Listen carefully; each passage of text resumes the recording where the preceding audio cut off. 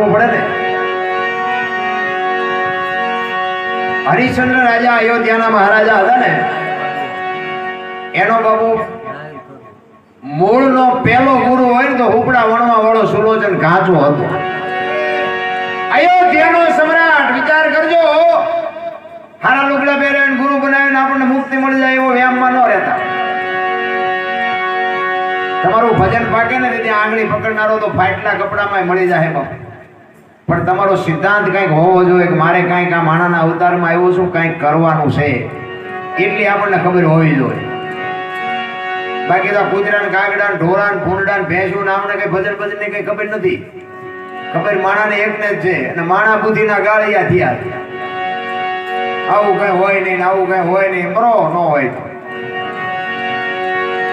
એવું નથી. મારા રામ, સદગુરુની શાન સિવાય માણસનો અવતાર બાપુ આખી દુનિયાનો ફોગટ, પછી કરોડપતિ હોય તોય ભલે, રોડપતિ હોય તોય ભલે. સદગુરુ વિના બાપુ તમને ને મને શાન ન મળી શકે. કોઈ કહેતું હોય બુદ્ધિનો કે વિજ્ઞાનનો વિષય જ નથી, આ બાયું ચડાવવાનો ધંધો જ નથી. હરિશ્ચંદ્ર રાજા અયોધ્યાનો મહારાજા, વિચાર કરજો કે રાતે નગર ચર્ચા જોવા નીકળે અને એક ઝૂંપડામાં જતી સતીનો પાઠ છે, જતી સતી ભેળા થયા છે. હમણાં અર્જણભાઈ ભજનમાં કીધું હતું ને, નિજીયા પંથની, નિજાર પંથની. બાપુ મને આમાંથી કોક તો વાત દેખાડો, શું કામ રોટલા તોડવા જોઈએ, શું કામ આ બસુના ભાડા દેવા જોઈએ. આવા ધર્મ ધક્કા ન કરાય, છોકરાનું ઓછું ન કરાય, કઈક આમાં મેળો. હમણાં બાપુ બોલ્યા કે આમાં જામો પીડ્યો પણ ફેર નથી પડતો. શું કરવાનું રામ? ભજન એવું ડીગોડીંગ નથી.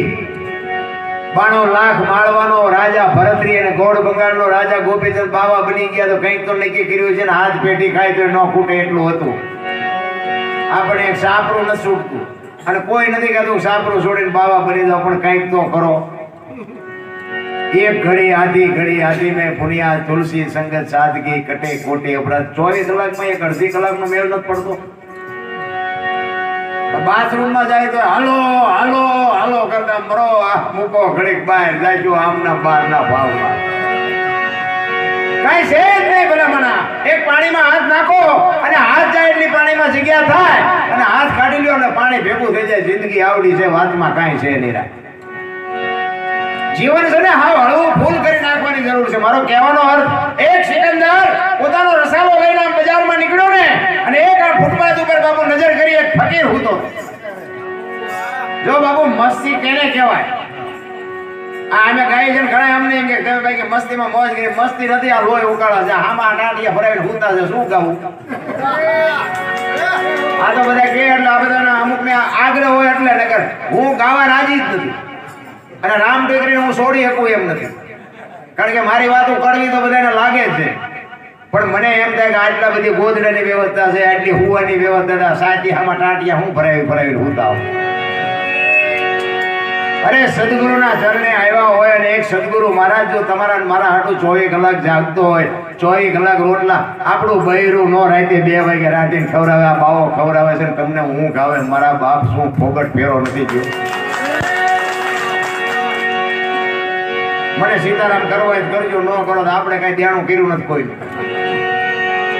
પણ સત્ય હોય, સત્ય કેવું પડે.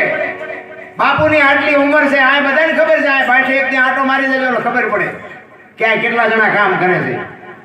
આટલી ગાયું છે, આ હરિહરનું હાલે છે, આ વાડીનું, આ મંદિરનું આંકડા કાઢ્યા. કે આપણે આવડું તોફખાનું હોય, કેટલા માણસ હોય, આંકડા કાઢ્યા. હારું હાલે પણ એક દી રોકાવ ના ખબર પડે. અરે એવું હેલું નથી નારાયણ. તો આ ભજનનો, આ ભજન બાપુ નક્કી જ નથી થતું કે ભજન કેને કહેવાય, ભજન શેને કહેવાય. અહીંયા બાપુ 100 જણા આવે ને 1000 જણા આવે, કોઈએ કીધું અમને રોટલા ન મળે. આ કેવું ભજન છે રામ?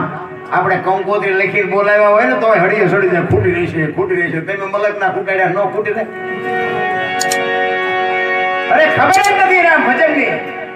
આ બાવલિયા તમને કહું 10 કિલોમીટર હાલો ને એક વાવટો ફરતો હોય, હરિહર ની હાકલું પડે, એમ ન પડે. રૂપિયા તો દુનિયામાં ઘણાની પાસે છે બાપુ. હકોતરો તો કરી દો, 8 દી તો હાકો હરિહર કેમ હાલે. એને ભજન કહેવાય, એને ઓળખવાની જરૂર છે રામ.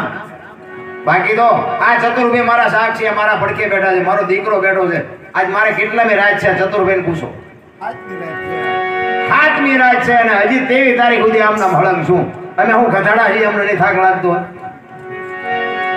અને તમે એક દીમાં બાપો આવા આંટા હુતા હોય આવડા બધા એમ કે ગાઓ તમે ગાઓ, અમારે હુડી હોય તો હોપારી જેવું થાય.